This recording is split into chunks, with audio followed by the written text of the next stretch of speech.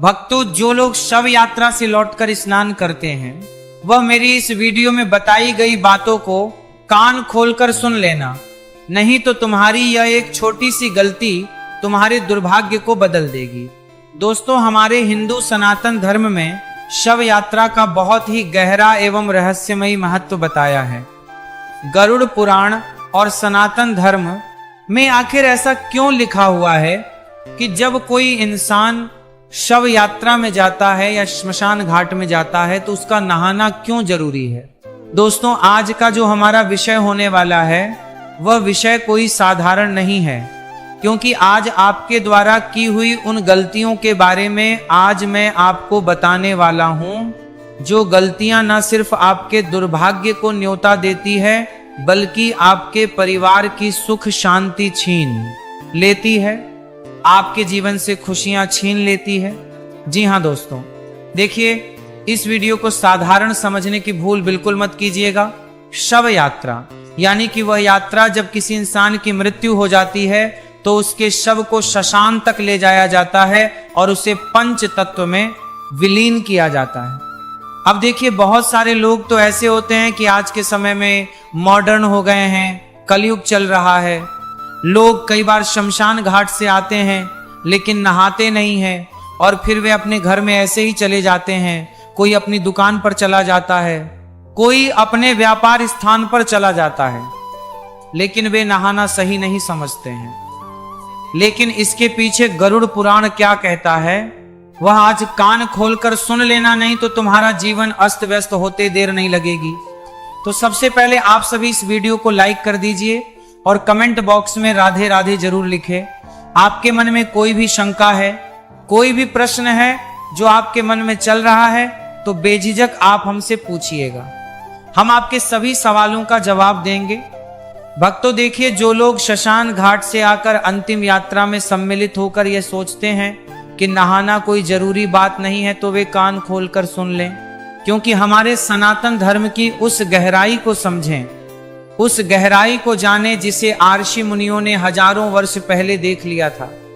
दोस्तों, गरुड़ पुराण में स्पष्ट रूप से बताया गया है, मृत्यु केवल शरीर की समाप्ति नहीं है, यानी कि जब कोई इंसान मरता है तो सिर्फ उसका शरीर नहीं मरता बल्कि वह एक यात्रा का आरंभ है दोस्तों। और उस यात्रा के समय केवल वह आत्मा ही नहीं बल्कि अंतिम यात्रा में सम्मिलित हर व्यक्ति सूक्ष्म रूप से उस वातावरण से प्रभावित होता है।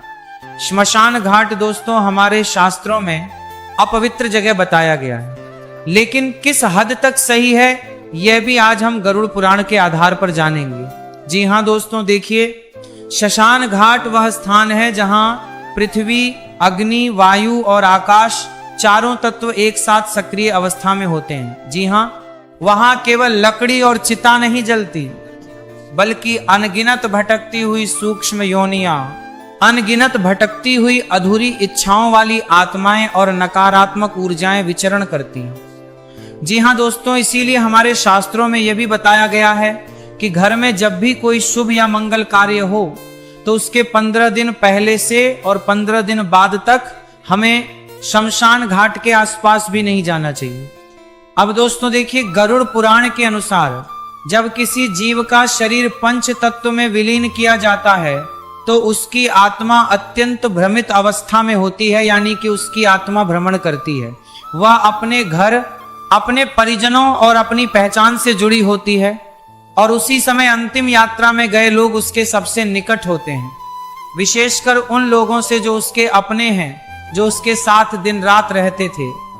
तो देखिए दोस्तों, ऐसे में वह आत्मा सूक्ष्म रूप से उनके साथ चिपकने का प्रयास करती है, विशेषकर उन लोगों से जिनके मन में डर, शोक, क्रोध या अत्यधिक मोह होता है।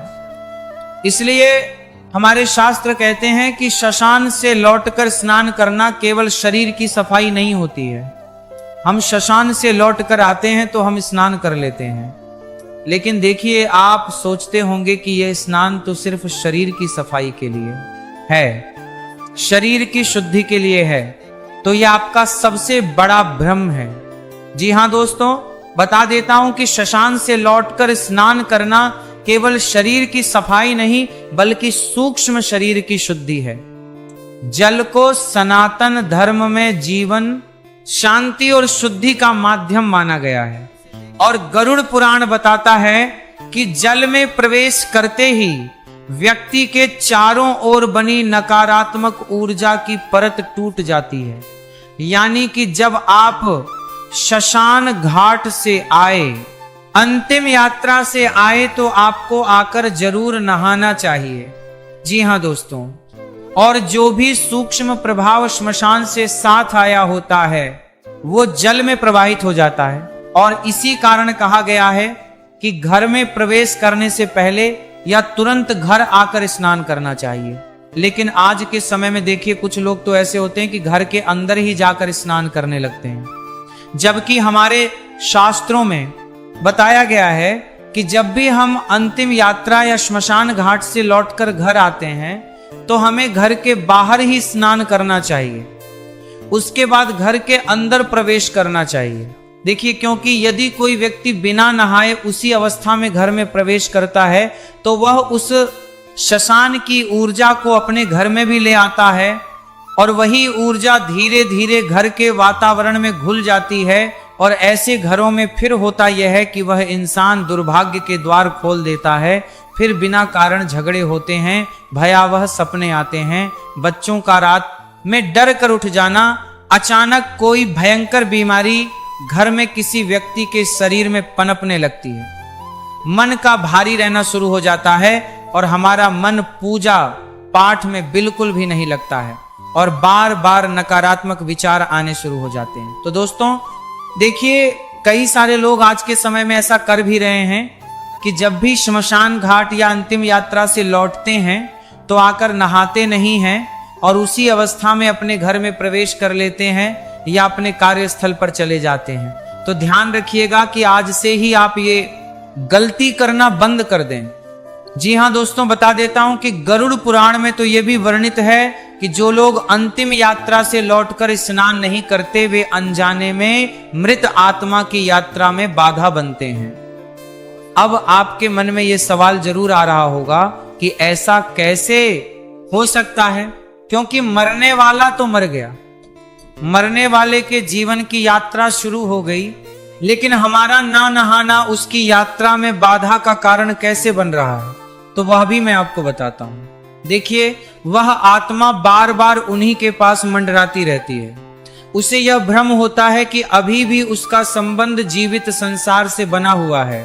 इससे आत्मा को यमलोक की यात्रा में कष्ट होता है और जीवित व्यक्ति को जीवन में अस्थिरता का सामना करना पड़ता है।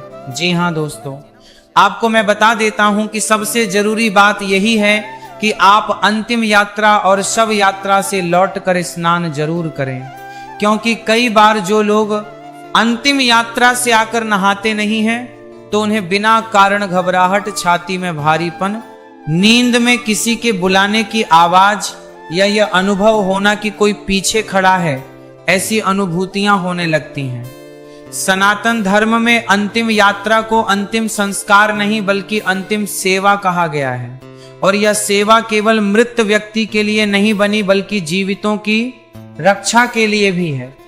हर क्रिया, शशान जाना, अग्नि देना, अस्थि विसर्जन और अंत में स्नान, सबका उद्देश्य यह सुनिश्चित करता है कि मृत आत्मा की और जीवित संसार के बीच का संबंध विधि पूर्वक समाप्त हो जाए।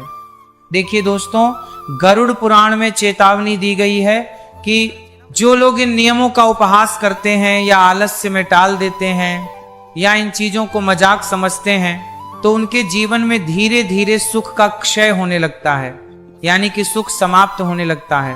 उनका जो मन होता है और मन की जो शांति वे चाहते हैं वह भी खत्म हो जाती है। मन अशांत रहता है और जीवन में वे लोग निर्णय नहीं ले पाते हैं और उनके घर में देवी देवताओं का वास कमजोर पड़ने लगता है। तो स्नान के बाद साफ कपड़े पहनना, घर में दीप जलाना और भगवान का स्मरण करना इसलिए बताया गया है ताकि जो शून्य ऊर्जा शशान से आई थी उसकी जगह सकारात्मक और देवी ऊर्जा स्थापित हो सके। देखिए, कई सारे लोग ऐसे भी होते हैं जो शमशान घाट से आते हैं, अंतिम यात्रा से आते हैं तो वे मंदिर नहीं जाते हैं, लेकिन हमारे शास्त्रों में यह भी बताया गया है कि अगर आप कहीं पर श्मशान घाट जा रहे हैं या अंतिम यात्रा में जा रहे हैं तो वहां से आकर स्नान जरूर करना चाहिए, और स्नान करने के बाद या तो अपने घर के मंदिर में ही दीपक जला लेना चाहिए, वहां पर माथा टेक लेना चाहिए, या फिर घर के आसपास कोई मंदिर हो तो वहां पर हमें जाना चाहिए। अब देखिए, यह कोई अंधविश्वास नहीं बल्कि पीढ़ियों का अनुभव है, जिसे शास्त्रों में शब्द दिए गए अंतिम यात्रा। सब यात्राओं से अलग इसलिए है क्योंकि यह एक ऐसी यात्रा है जहां एक आत्मा संसार से विदा होती है, और जो उसे विदा करने जाते हैं वे कुछ क्षणों के लिए मृत्यु के बहुत निकट होते हैं। इतने निकट की मृत्यु उन्हें आसानी से खींच भी सकती है। देखिए, मृत्यु का सानिध्य हल्का नहीं होता, वह व्यक्ति को भीतर तक हिला देता है, और यदि उस प्रभाव को विधि पूर्वक धोया ना जाए तो वह जीवन में डर, भ्रम और अशांति बनकर रह जाता है। गरुड़ पुराण यही कहता है कि मृत्यु का सम्मान करो, उसके नियमों का पालन करो, क्योंकि जो मृत्यु को हल्के में लेता है वह जीवन को कभी स्थिर नहीं रख पाता। इसलिए श्मशान से लौट कर स्नान करना केवल परंपरा नहीं बल्कि आत्मिक सुरक्षा का कवच है। जो व्यक्ति इसे अपनाता है वह अनजाने खतरों से बचा रहता है, और जो इसे नजरअंदाज करता है वो ये भी नहीं समझ पाता कि उसके जीवन में अचानक अंधेरा क्यों बढ़ने लगा। इसीलिए मेरी बात को आप कान खोलकर सुन लेना कि दोस्तों, यदि आपके जीवन में अगर कुछ भी अनहोनी होने लगे तो समझ जाइएगा कि आपके द्वारा की हुई छोटी छोटी गलतियों की वजह से ही वह अनहोनी हुई है। आज के समय में लोग अंतिम यात्रा में सम्मिलित तो हो जाते हैं, लेकिन कई बार लोग श्मशान घाट में जब विराजित होते हैं, जब वहां बैठते हैं तो लोग वहां बैठकर हंसते भी हैं, और वहां बैठकर हंसना बहुत गलत बताया गया है। हमारे शास्त्रों में दोस्तों गरुड़ पुराण में बताया गया है कि जो लोग श्मशान घाट जाते हैं वे वहां क्यों जाते हैं, उस मृत शरीर को पंच तत्व में विलीन करने के लिए।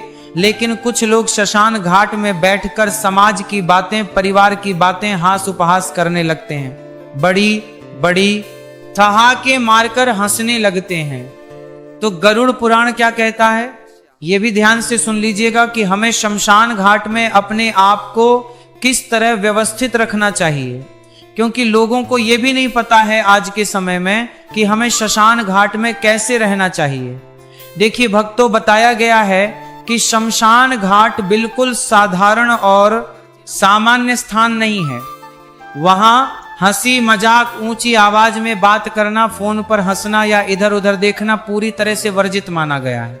यह हमारा शास्त्र कहता है कि वहां मन जितना चंचल होता है उतनी ही जल्दी जो सूक्ष्म नकारात्मक ऊर्जा होती है वह हमारी तरफ आकर्षित होती है। इसलिए जब भी आप शमशान घाट में जाइए, जब भी वहां बैठे तो सिर झुकाकर, कम बोलकर और गंभीर रहना चाहिए, क्योंकि वहां की जो शांति होती है दोस्तों, और वहां का जो ऊर्जात्मक वातावरण होता है उसका सम्मान हमें जरूर करना चाहिए।